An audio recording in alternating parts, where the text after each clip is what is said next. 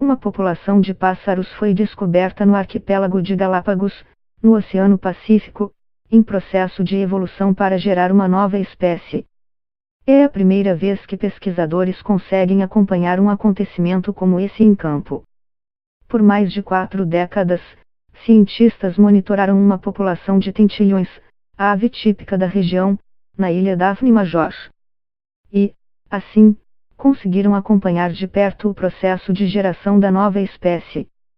Os pássaros analisados pertencem ao grupo conhecido como tentilhões de Darwin, aves que ajudaram o naturalista inglês Charles Darwin a desenvolver a teoria da seleção natural, apresentada na obra A Origem das Espécies, de 1859.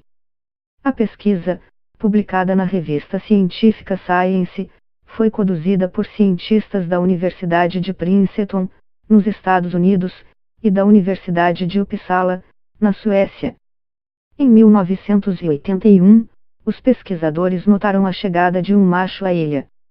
Ele pertencia a uma espécie não nativa, e era maior que os pássaros que viviam no local.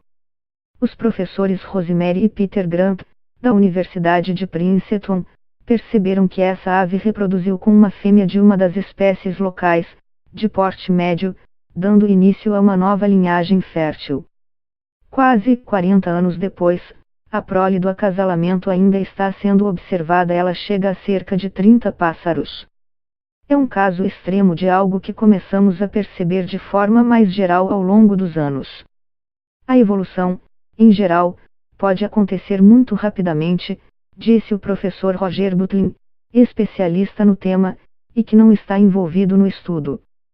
A nova população de pássaros é suficientemente diferente na forma e nos hábitos das aves nativas. Indivíduos de populações distintas não acasalam com eles.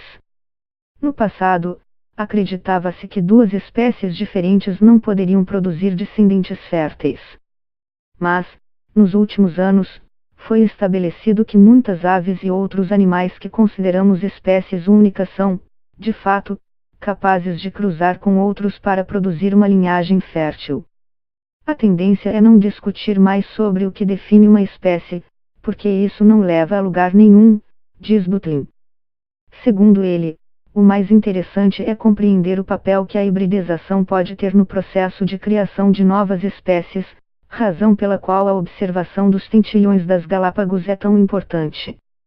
Os pesquisadores acreditam que o macho original deve ter voado 65 milhas da ilha Espaula, seu habitat natural, até chegar a Daphne Major.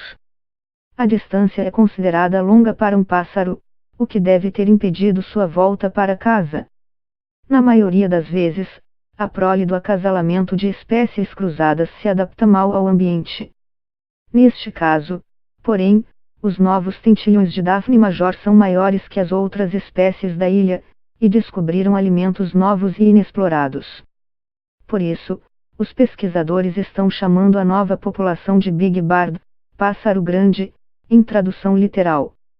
Para testar cientificamente se a população de Big Bird era geneticamente distinta das 3 espécies de pássaros nativos da ilha, Peter e Rosemary Grant trabalharam em parceria com o professor Leifderson, da Universidade de Uppsala, que analisou geneticamente o grupo para o novo estudo.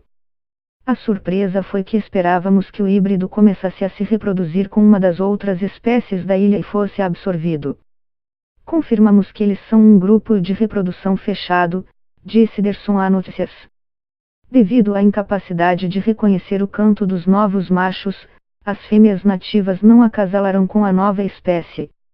De acordo com o estudo, as novas evidências genéticas mostram que, após 2 gerações, houve isolamento reprodutivo completo das aves nativas. Como resultado, elas se encontram agora reprodutivamente e geneticamente isoladas. Desta forma, vêm acasalando exclusivamente entre si ao longo dos anos. O que estamos dizendo é que esse grupo de aves se comporta como uma espécie distinta.